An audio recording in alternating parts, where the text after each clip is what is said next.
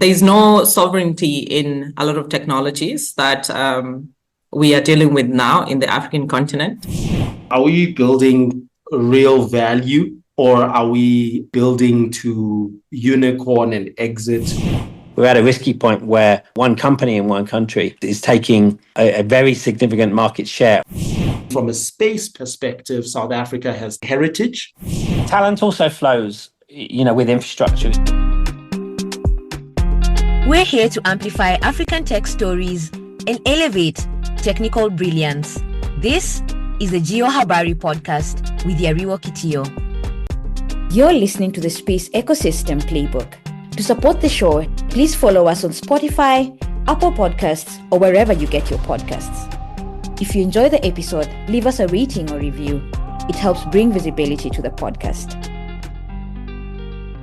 Hi everyone, we are back with episode 2 of the Space Ecosystem Playbook, which is hosted by Charles Mwangi. Maybe just for a recap of the previous episode, which was really insightful on unlocking Africa's space ecosystem and the talent that exists within that pipeline. 3 key takeaways from that conversation, and probably a build up to this conversation with Charles and the very phenomenal panel that we have. From one of the panelists, from 2 actually, Victor is a businessman in Kenya and he builds startups. And his wrap up, if you've not listened to that conversation, is we are really trying to model a Silicon Valley model in Africa, and he thinks that's probably one of the reasons we are failing. And then there was another bit of it as well from Nekesa, and Nekesa's viewpoint was the space ecosystem, or space as technology, is really being summarized as a very elite ecosystem. So there's a lot of elitism that comes about when people talk about space, and somehow we end up blocking doors that need to be opened. And so everyone feels like, oh, I'm not elite enough to be in space or to talk about space, which was really interesting as well. How do we change how we communicate about space, the impact? What does it mean? Who needs to be at the center of it? And one of our key highlights was space will not be built in conferences. We need to go to the ground. We need to talk to people in counties. We need to talk to people who are driving policies for them to understand what really is space. And then last but not least was also really insightful, which came from another panelist. And the summary was, we need to let Africa's tech ecosystem thrive on its own. He was looking at it as sort of a natural habitat where you don't try to introduce a lot of foreign concepts, because that's where you again start losing that ecosystem. Let it thrive on its own. A very interesting takeaway as well from that conversation. Allow me to welcome today's panelists. Today's panelists are 3 phenomenal minds who are driving Africa's digital transformation. And as I was speaking, I'm just thinking they're driving it from different but equally powerful angles. And I think that's what I really love about this panel. Let's meet them. Our first panelist is Sylvia Makario. Sylvia is a digital transformation leader. She has a background in geospatial engineering and did a master's in Carnegie Mellon University. Sylvia is currently working as the managing director of the Identic Foundation, where she's spearheading a national effort to position Equatorial Guinea as a digital hub by empowering youth, women, and marginalized community with future-ready skills. In addition to that, she's trilingual. She speaks fluently English, Spanish, and French. She's an award-winning innovator. Sylvia was named a Desmond Tutu Fellow and a top 15 women in machine learning and earth observation. Allow me to welcome Sylvia on today's panel. The second panelist is Ben Roberts. When I was reading Ben's bio, one of the things that came to mind was when you think connectivity, infrastructure, you think Ben, right? Ben has over 20 years of experience as a group technology and innovation officer at Liquid Intelligent Technologies, where he oversaw the company's technology strategy and operations and drove innovation to deliver cutting-edge services to customers. In addition to that, Ben led the integration and business transformation as CEO of Liquid Telecom Kenya from 2013 to 2017. Ben is passionate about STEM education and how it can be enabled by ICT, and is chair of the board of directors of Young Scientists Kenya. That's our second panelist. And last but not least is Buntu Majaja.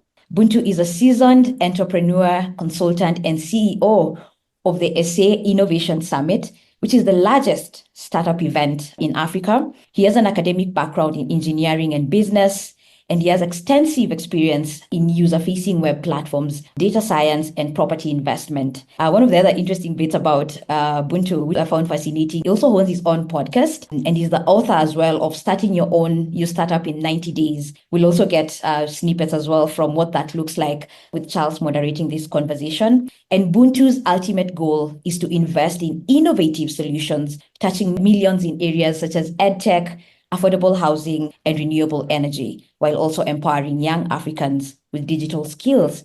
That's today's panel. I think the keywords that have come out from all three panelists. There's a lot of interest around innovation and powering up Africa's innovation system. There's also policy and creating technology that actually impact policy and building the ingenuity that exists across the continent. That's today's panel. Again, an innovations heavyweight and digital transformation minds. Allow me to welcome today's panel and allow me to hand it over to Charles Mwangi, who is the moderator for this particular segment. Over to you, Charles. Thank you, Maya, and thank you for that great highlights and sharing the bios of this eminent panel that you're going to have the conversations today.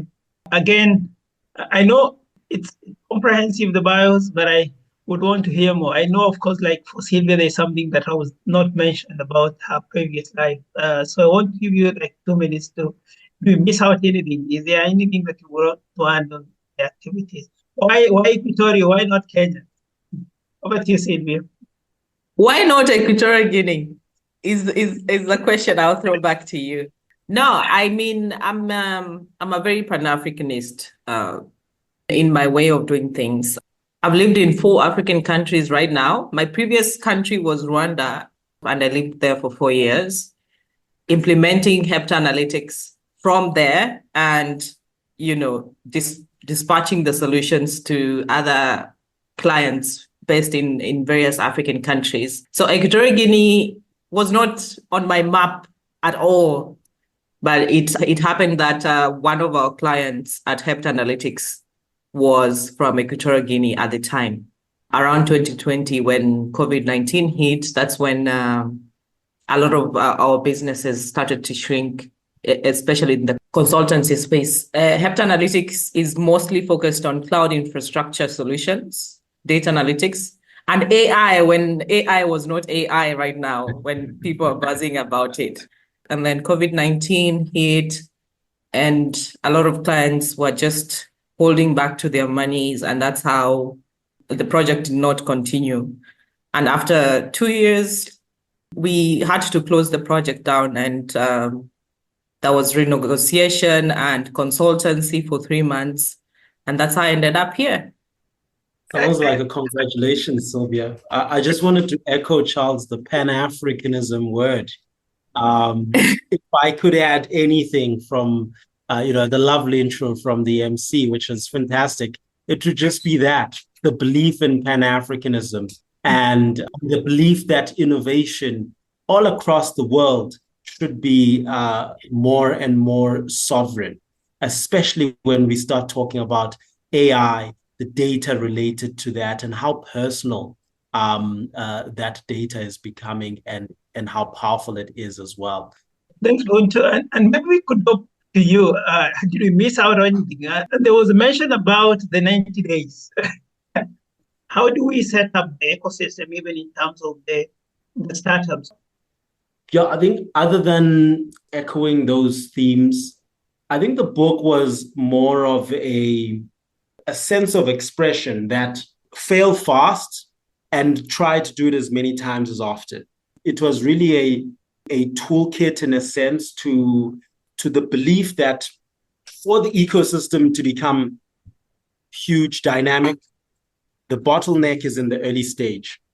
And I think that there's many talented young Africans who are, for various reasons, not taking that leap to solve the problems that they see. And I think that we need to rethink that model where, I know some Africans who working all over the world, but starting businesses, just go for 90 days and see what it takes. You don't have to take a big leap. You don't have to, upend your entire life, etc. Put it together. 90 days is enough to see traction, and still not too long that you've overinvested. You could do a lot in those days. So it's really a toolkit about how to think about that from different aspects. Thank you for those insights. And again, I want now to go to Ben. You've been in the tech space for quite some time. But I also know you wear another hat where you're also helping grow the startup ecosystem. Could you also talk to that and any other thing that you might have missed out on the bio? Yeah, thanks, Charles.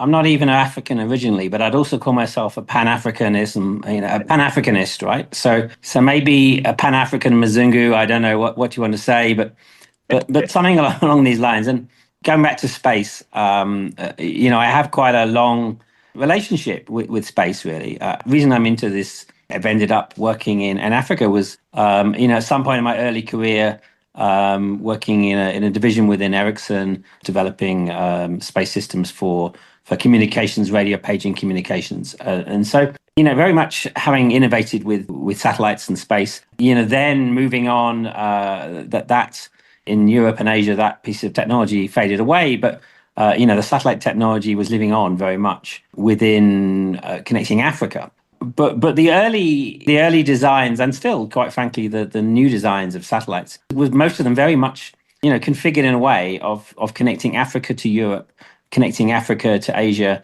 maybe Africa to North America, but really, from an African perspective, very, very little connectivity of Africa to Africa, taking place. And we see as well very low general trade between Africa and Africa as well.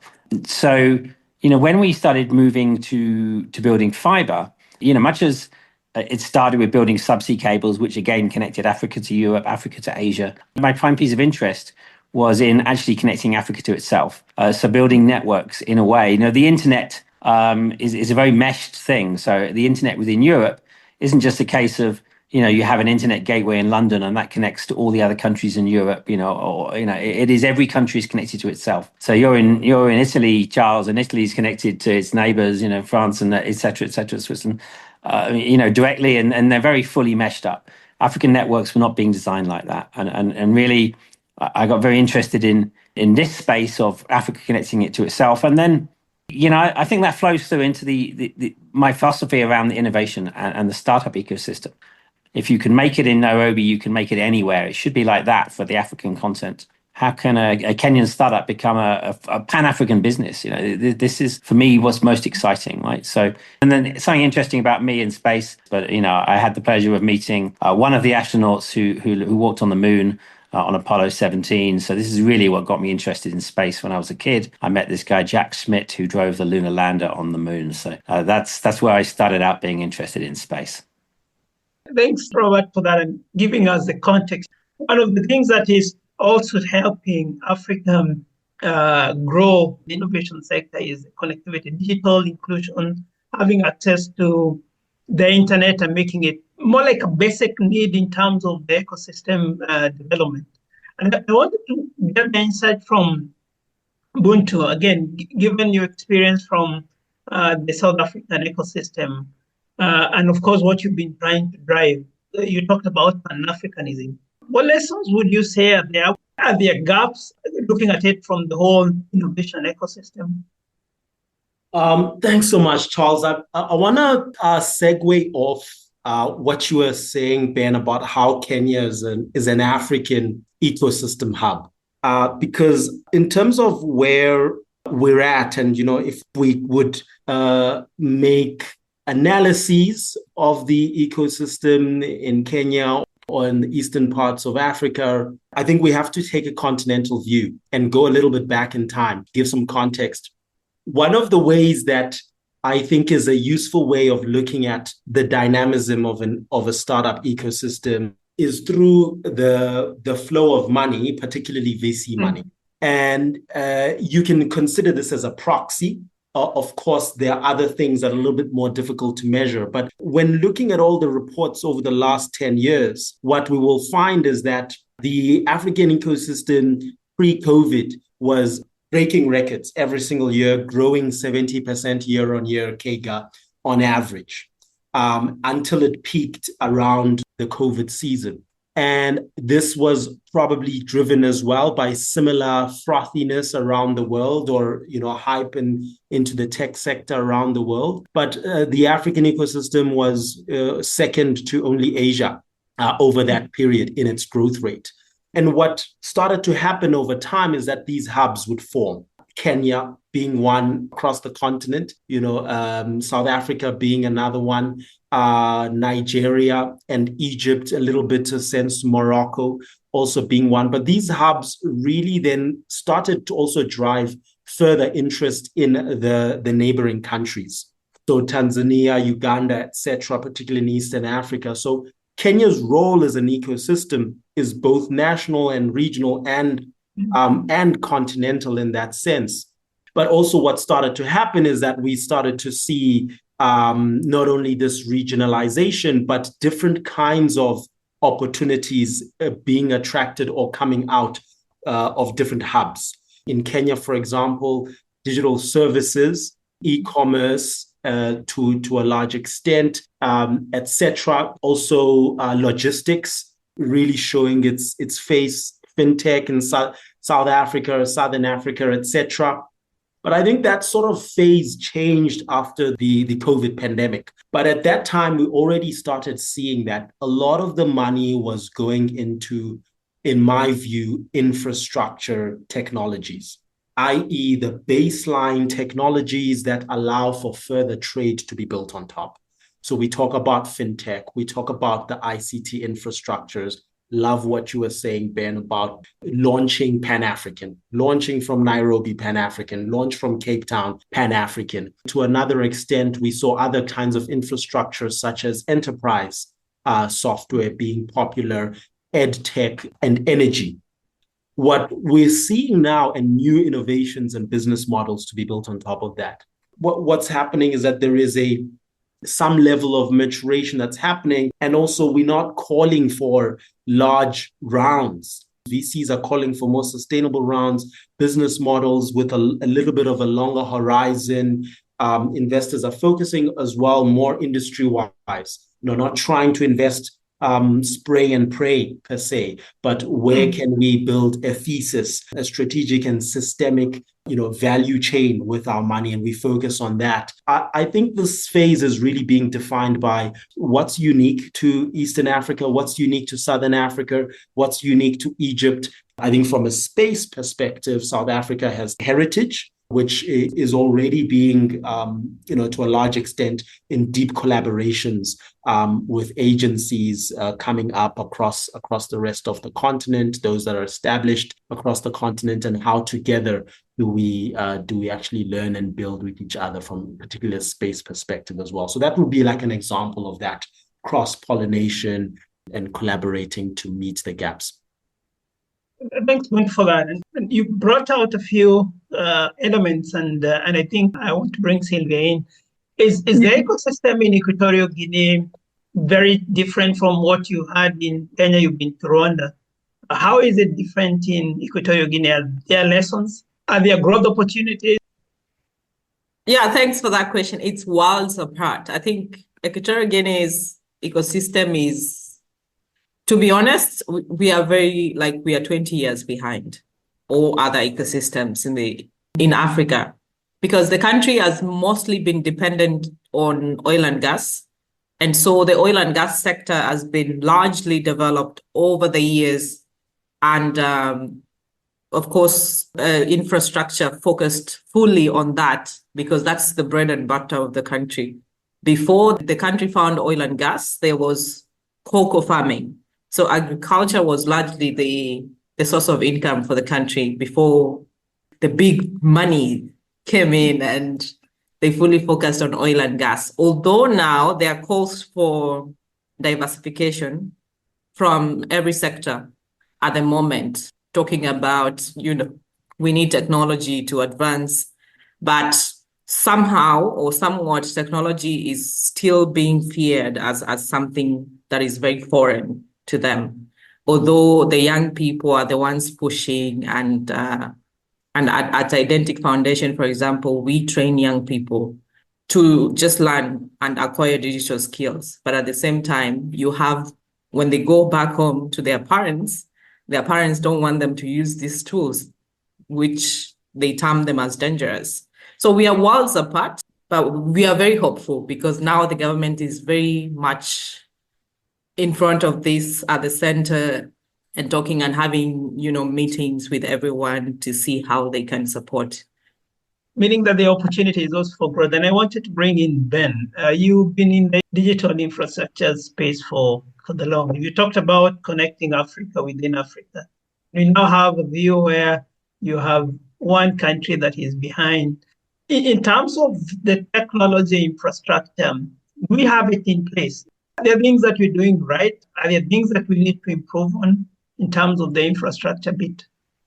Yeah, they kind of go hand in hand in many ways. But we've talked of countries, Nigeria, South Africa, Kenya, Morocco, and Egypt. These are all countries that are classified as middle-income economies, so lower middle-income economies, where a whole bunch of other countries and all of our neighbors in Kenya are all classified as least developed countries.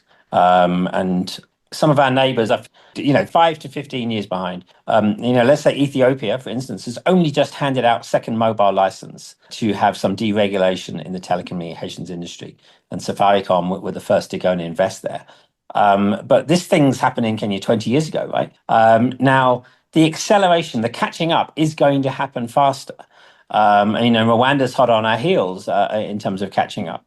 But that's the reality. And infrastructure's got a large piece of it. And Equatorial Guinea is one of 4 countries in West Africa that only has one subsea cable, or the island portion of Equatorial Guinea only has one subsea cable. Guinea, Sierra Leone, and Liberia also only have one subsea cable. So if you remember back to the early days of the first subsea cables in Kenya, there was a long-running intergovernment project called EASY. There was a private project called CECOM, and went from having no subsea cables to having 3 subsea cables. So immediately having diverse and robust connectivity and competition around the connectivity that made it affordable. And I think talent also flows, with infrastructure, Charles. If somebody is an expert in AI, they're not going to sit around without the resources to do that. If they want to progress their careers, they're going to have to go to somewhere where there is the compute power to perform AI. So it's all following the same people. It's following talent. It's following infrastructure. It's going to the same places. Those have been made available by having, opening up regulatory environments, highly regulated environments, opening up. Those things of Safaricom and others being given mobile licenses 20, 25 years ago, opening up the ecosystems. These are choices that are being made, but the questions are how to catch up faster. I would like to ask Ben, what his experience has been in countries where money is not a problem. Because Equatorial Guinea, for example, money is not an issue. They have all the money in the world. But then when it comes to telecom and infrastructure to move towards digital, it's a huge challenge to convince the old guards to just relinquish and just become part of the globalized world. Your way of convincing such governments into getting on board with digitalization?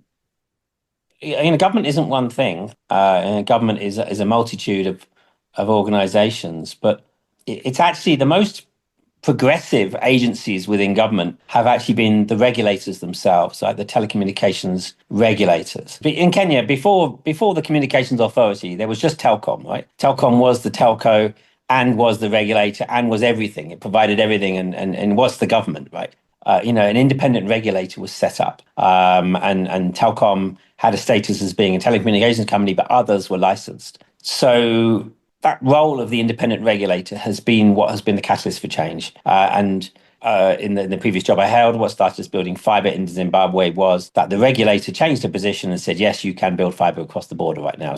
If a country doesn't have a regulator, and some don't, then that's a problem, because you'll just have telco dominance. Make friends with your regulator is the first step. Thank you, Ben, for that. I want to bring Buntu from the South African perspective, and I like the idea where Ben was indicating that talent follows infrastructure, and of course there's also the dimension that is bringing in about regulation. From your perspective in SA, has that been the case? Is it a different dynamic that has happened in terms of the innovation ecosystem within South Africa?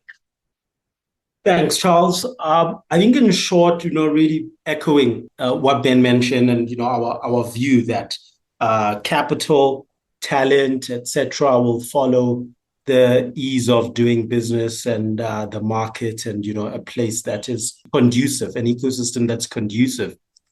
I think in South Africa, however, does have a caveat to an extent because of its unique history on the continent. Particularly, this is in relation to the apartheid regime, which had gone through, at that time, global isolation to a large extent, or isolation from the world due to its practices and policies of segregation and oppression, etc. And so what happened was that this isolation actually prompted the apartheid government of the time to institute its own IP, to invest in its own approaches and leverage what it has to build infrastructure by itself, to build capital systems and architecture by itself, and all sorts of other technologies. Examples of this is now a global company known as Sasol. This, is an outcome of technology developed then here in South Africa because of the lack of access to black gold or liquid gold, oil. And so this was a method to convert coal, which is hugely abundant in the country, into oil. And so I think you find these kinds of examples because of this time. And one of the things that also is unique when it comes to how VC money and money is flowing into startups is that South African figures have a significant portion of local money. So that's money from local VCs, money from local institutions, and the financial infrastructure here in combination with global investors and other African investors. This is a stark difference compared to other ecosystems on the continent. An interesting one as well is in the space economy. Another example, where in the 1960s, South Africa started its space program. And now there's companies, private companies in the Western Cape that are supplying components all over the world. But they were really started by support from the government, with the universities developing the IP, spinning out these innovations into companies from the universities, and then being continued to be catalyzed and supported by the government as the initial market until they found their traction, etc. And some of them are now in global supply chains. So I think that's probably the only caveat I would put, just an exception to the rule. The rule is infrastructure, ecosystem, ease of ecosystem will be followed by money and talent. There's a component that you brought in, the reason why South Africa, and we see South Africa having a robust innovation ecosystem. It clicked in my mind that could have been an opportunity, because I was in another conversation within the week where there was a feeling that in Africa, most of the time, what we tend to do is we just want to buy. Other regions want to develop. And I like the idea. I think it was Sylvia who mentioned about her journey when she was developing AI, when AI was not the in thing. Yeah. So maybe, Sylvia, if you can talk, how is the ecosystem organized? Is it we tend to only want to buy? Maybe also talking about the journey when you were doing AI development. No, I think for the young African innovators that are up and coming, the whole idea has been, how do we build for Africa? How do we get resources and build for Africa in Africa?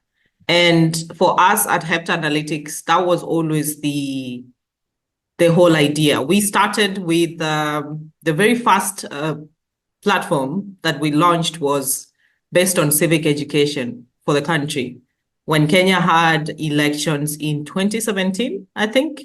And we launched a sentiment analysis platform where we could get information about the various candidates and pull out information from the web, crawling all the information and putting all that, stacking that together and having an analysis that shows the different candidates and their achievements from the past and their record. And that would then enable the citizens to make a decision whether this is a candidate they want to move forward with. But we did not release that to the public because someone warned us against that. We had to quickly pivot to something else and focus on various other sectors. And during our process of building in this space, especially in machine learning and AI, we started tinkering around how we can integrate the Kenyan local languages to the space of translation. And we'd already started. We succeeded in 2 languages. That was Kikuyu and Luya, which had a lot of data that we could get access to. And then a lot of it was in document format. And the resources at the time that were available to do that in a very rapid scale was very low for us. And at some point, we just had to sort of ditch the project. The data was very scarce as compared to what it is now, because our goal was to ensure that my grandmother in the village could understand what I'm saying. If I can't speak the language she speaks, can I at least use technology to bridge that gap? That was our goal at the time, and then use that platform to stack it to other services that Kenyans or Africans would use in trading online, e-commerce, and all that. So at the time, it was easy to have access to resources technologically to build on top. But then when it came to data, because a lot of African languages are not documented. Of course, we know the legacy of colonialism, where a lot of our languages have been discarded for colonial languages, which we speak as modes of communication right now. So that was very hard at the time. And hopefully more and more people are getting into that space to decentralize and also to democratize the process of resource access. The young innovators are not just consumers. They are building for Africa, but then there is need for that support to keep building for Africa. Yeah. And I wanted to go to Ben, because you've been in the tech sector and of course now in the startup innovation ecosystem. There is the element that Buntu brought about in terms of when he was giving the narrative in terms of how the tech sector has been evolving. Even when you're talking about energy, health tech, and of course, the last episode, there was a mention about that we're trying to borrow a lot of lessons from the other developed markets in terms even in our VC money. Are we driving the narrative? Is the VC money that is coming here driven by the need, or do we need to look at it in a different way? Buntu talked about money coming within South Africa being supported within the ecosystem.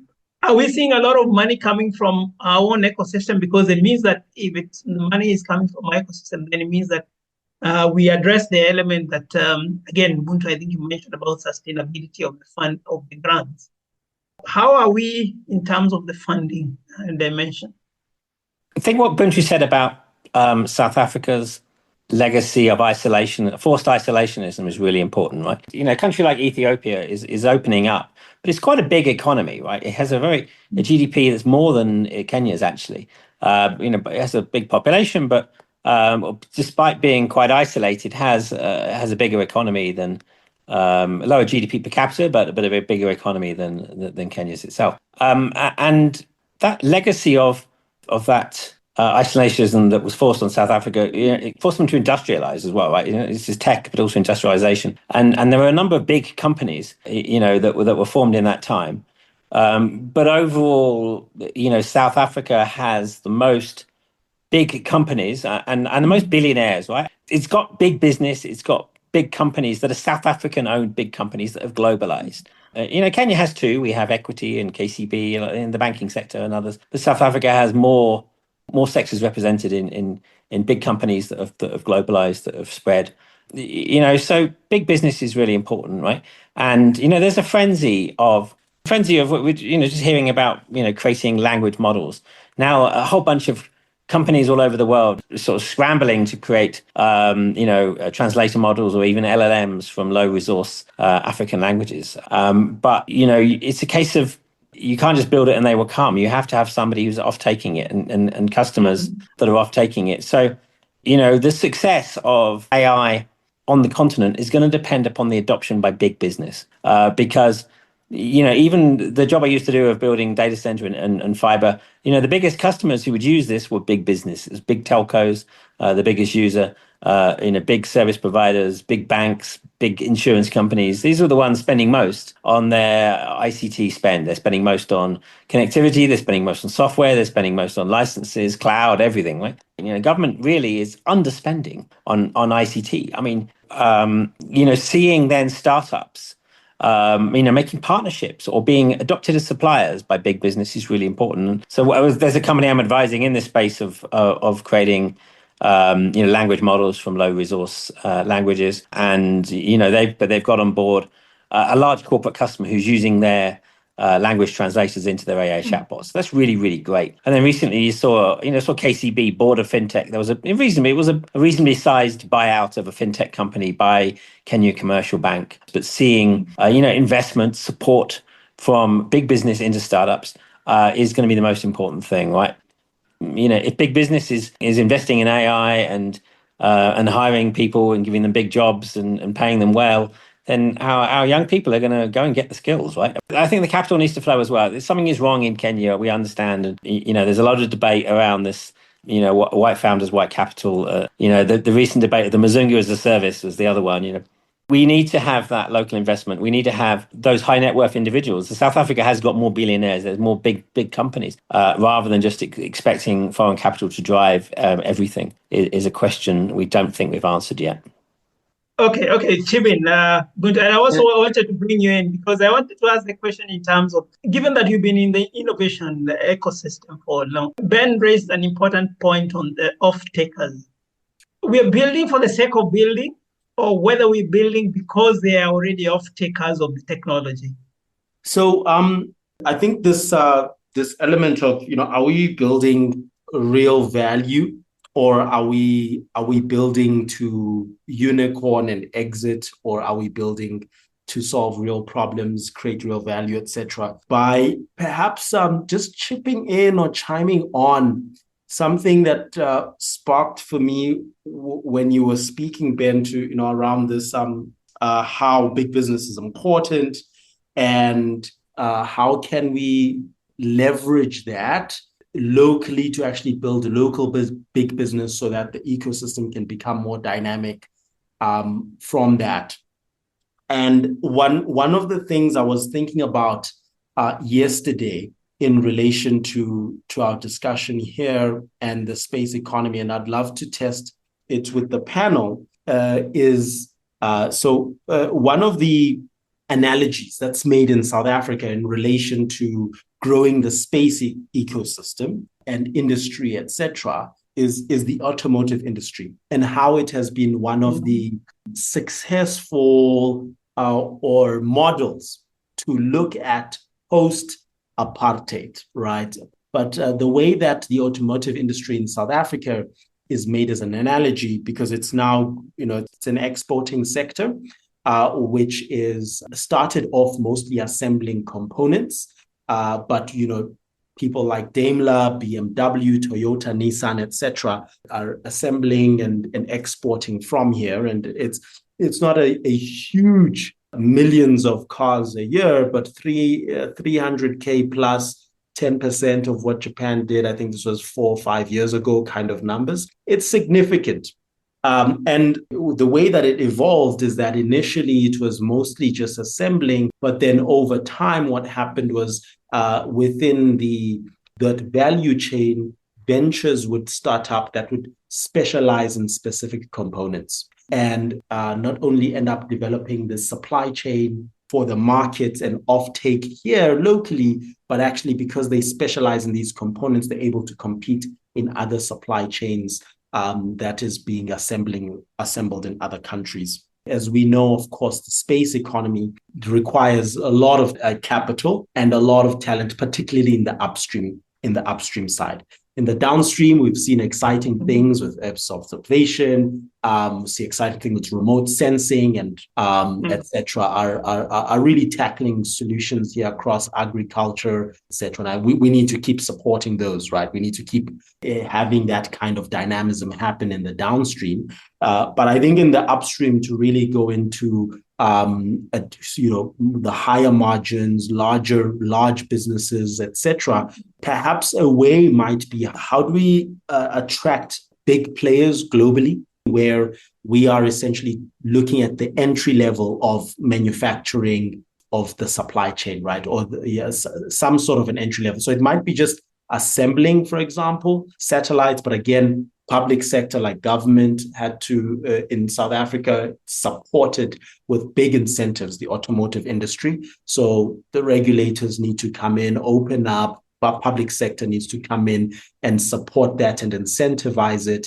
However, if we are able to attract those kinds of big players to come and set up some form of trading here and operations to an entry level, and then we look at component specializations, potentially, if we look at other spin-outs, like maybe software specialization, localization of the software components, areas that may have lower barriers of entry. And then that would actually start to create a more dynamic ecosystem, attractive and more capital into those lower barrier of entries as they move up the value chain, attract more talent, etc. And hopefully over time actually build businesses that are more and more indigenous. And I think that then rolling effect of what we were discussing would then make that sector, the space sector, even if it's just in the beginning stages of the upstream, such as LEO, satellites, etc., or components for LEO industry. Maybe that might be, more a great starting point. And all the players should also then be coming together, whether that's from capital, policy, corporate, etc., to build an industry that we can all participate in and a sector that we can all participate in. I was reading that the South African Chinese are getting into the automotive industry and displacing, I think I was talking about 20 or 30% currently of the production that is being done in South Africa is done by Chinese company, and they have flipped the narrative in terms of what was traditionally known, and they're producing luxury vehicles that are maybe 5 times even cheaper than what the traditional models were. And maybe it's a question that I'd ask across. You can begin by giving a comment. Are we stuck in time sometimes? Again, one of the other things we have is M-Pesa in Kenya, and we don't seem to have innovated beyond M-Pesa. I see Ben looking at me, and I know Ben is also very keen on the conversation of Starlink as well. Are we finding ourselves in a space where we get comfortable and then there's a seismic shift that comes in and then changes the dynamics? If you can go first, and then Ben, I know you don't talk about the Starlink. And maybe Sylvia, you can talk about the dynamics in terms of the elements about whether we are building for the sake of building as well, given that you've been in that process of building. Awesome.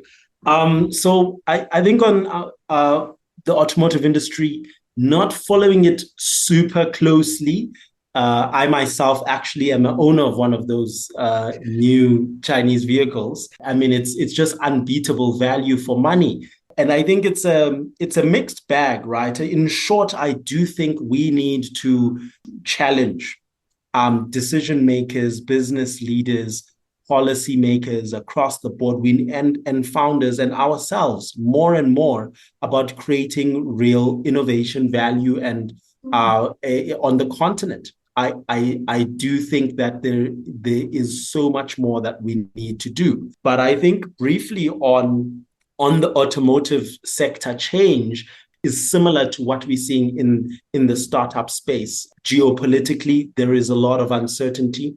This makes money flock to more stable assets, and then there needs to be more innovative ways on how to unlock that into opportunities that may be perceived tensions, geopolitical uncertainty has made some money more available, some certainty, some urgency for others. But I think in a whole, some people are waiting things out. I think the AI disruption is also making a pause in terms of asking questions, challenging business models. Where should we really be investing in the long term? When a VC deploys its capital, they talk about a 5-7 year IRR and horizon, etc. But AI is being told to be disrupting and changing everything we know in the next 5 years. So I think also here might be giving a little bit of a slowdown.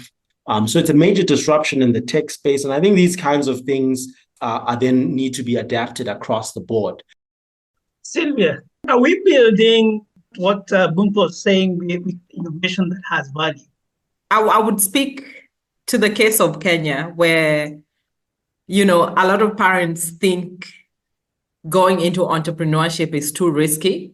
And you need to either be a lawyer, an engineer, what else?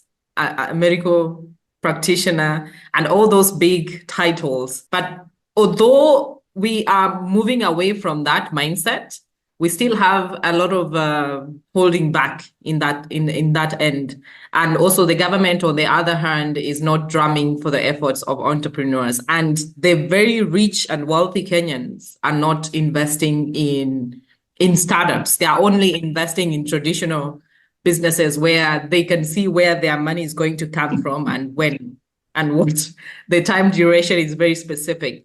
So those are the kind of things that a mindset shift has to happen. And on the other hand, on building just for building, I think we all have to appreciate the people who have been there before us, the businesses, the business leaders who have been building before us, because of their courage and their daring to build stuff, even if there were no off-takers, like big off-takers at the time. It was a signal to other people that it's possible, you can do this.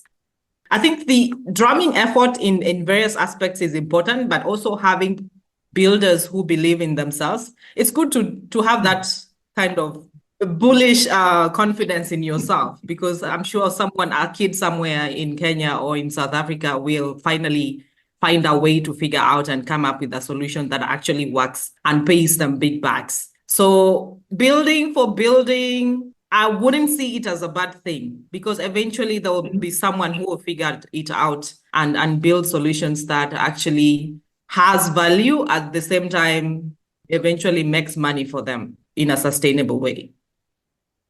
Yeah, again, I just noticed time is not on our side and we have to bring it to a close. But I wanted to get your reflections as we wind up on, again, now trying to reflect on space.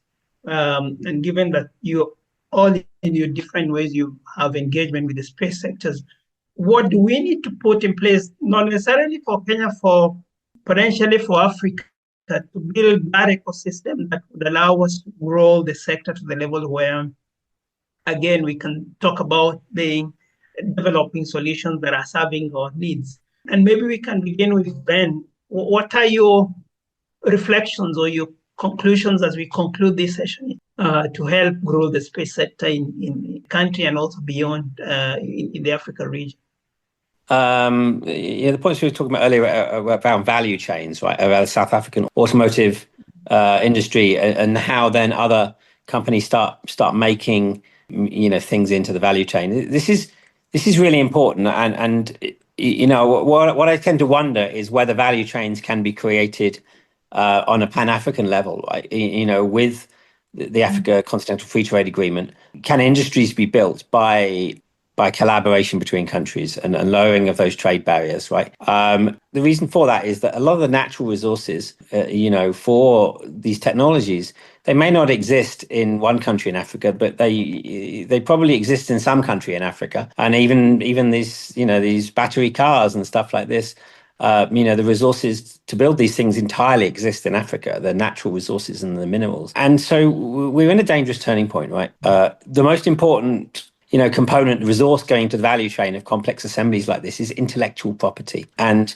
you either need to do your own R&D to create your own intellectual property, or you need to, partner with countries that, at an intellectual property level, not they come with the entire design and all you do is make it for them, right? Assemble low-cost assembly. Actually partner with, the owners of the intellectual property. And M-Pesa actually is that, right? M-Pesa was not invented in Kenya. M-Pesa, the technology was invented in a lab in UK, funded by Vodafone and FCDO. But that SIM card toolkit technology was first applied here and most successfully applied by Safaricom, and they built the business model around it in the agency network. So the success of making it a business success was done in Kenya, but it doesn't take away from it. By partnering with or creating your own IP or partnering with a licensing IP to really build from the bottom up rather than just doing, somebody else's work. And I think the same applies for the space industry. And we're at a dangerous time with the satellite communications industry because, although many satellites were launched by companies like Eutelsat, Intelsat before, geostationary, the intellectual property of the services was very much done by African companies, right? And that is that satellite TV, satellite decoders made in South Africa, et cetera, the way you configured your network in communications, a lot of innovation went into that in terms of the coding you used, the way you did it, owning your own customers. Satellite TV companies, MultiChoice, Zuku in Kenya, becoming Pan-African companies. In communications, there's less impact within communications, but a lot of homegrown satellite communication companies owning their own infrastructure, owning their own ground segment, owning their own service, their platforms, and even in South Africa making DVB-S2 modems, et cetera. We're now going the opposite of that in the LEO world because the barrier to entry in the LEO world is so great that it takes billions to get a constellation that will work, and then that constellation by default then gives global coverage. We're at a risky point where one company in one country is taking a very significant market share of broadband communications in multiple countries in Africa. It's a very dangerous step. And regulators need to think about this because what I'm saying, the services of LEO right now are very, very useful, and they are the best thing available in rural Kenya in terms of a high-speed broadband for a price you can afford. However, you're in the clutches of a company that has no presence in the country whatsoever, no offices, no staff, no service center, and maybe it might be having some infrastructure in some places, but can be completely controlled, a single company in a foreign country. I think we're going to need a rethink in satellite communications in the collaboration models for LEO. I don't think that what's happened right now is sustainable. Intelsat had the first satellites, but African governments had some skin in the game. They were shareholders in that company and benefited from the privatization. But now we're in a tricky situation, Charles. We just need to see if those collaborations can happen on a Pan-African level to get the economy of scale you need to do something that will compete in this LEO innovation space. Thank you, Ben, for that. Sylvia, and then we can have Buntu. I echo Ben's words that we are in very dangerous times when there is no sovereignty in a lot of technologies that we are dealing with now in the African continent. But I also see it from the other end of the spectrum where, yes, we are in dangerous spaces, but that is also an opportunity for us to quickly think around how we can move quickly in using various policies like the African Free Trade Agreement that is being drummed for right now, and use it to our own benefit. And also the current geopolitical climate that is putting people in disarray right now would be a very potential opportunity and low-hanging fruit to run with. But I also see our own disunity in Africa. But on my side, I have hope because the people around me, my peers, are contributing and very hard working in the various spaces they are in to ensure that we have the right policies in place, and they're pushing for these efforts to be realized. I'm still hanging on to the hope that we will cross that hump and get to the point where we need to get to. Thank you. Thank you, Sylvia. I don't know whether Buntu shares on the optimism. Over to you, Buntu. Thanks, Charles. Well, I believe that we are the ones that we've been waiting for. So we have no choice but to be optimistic. I want to echo Ben's comments on that Pan-African value chains. I think major unlock of synergies there and ecosystems once they are better coordinated. Those connections can happen. When we talk about low-hanging fruits as well, it's a great place to start. Such as we've discussed the downstream, the value chains, I think, is another one. And then we have these moonshots of how do we get to critical mass further upstream. And we have very targeted, coordinated approaches on those that will take a little bit longer. But I also think something that might be understated is just the incredible passion and talent of Africans themselves, and particularly our universities. That's where IP is being created. And for a knowledge economy to be successful, that IP needs to be created not for research purposes only, but how do we actually have people going to the master's output is a venture, is a startup. The PhD output is related to a market opportunity, and turning that IP in a very low-hanging fruit way into an outcome. So I think Charles, of course, you're a shining example of that, and we're looking very much forward to how we take out the great minds, the research that we do to be building blocks of the African innovation ecosystem. Thank you, ladies and gentlemen. And again, that brings us to the end of the conversation. Again, my key takeaway from this conversation is Pan-Africanism, Pan-Africanism, Pan-Africanism. And now, not for the sake of Pan-Africanism, but building value chains so that, again, we start creating. And I like the element of creating value chains that where we can specialize and start creating value, and then also unlock the potential that the startups and the private sector would potentially be able to bring into the conversation.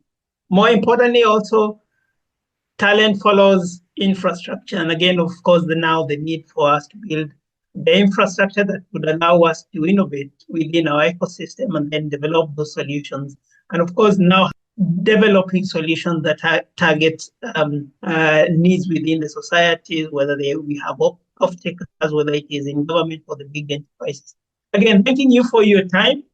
Truly appreciate for you having created time on this day to have this conversation. That again, we look forward to having future conversations. We really appreciate your insights and for your time. And we hope that this is an ongoing conversation that will help us in Africa unlock that potential we know that is there. The passion that we say we have has to be translated into money and also helping us grow the economy. So we look forward to future conversation. And again, thank you all for your time and your great insights. Asanteni sana.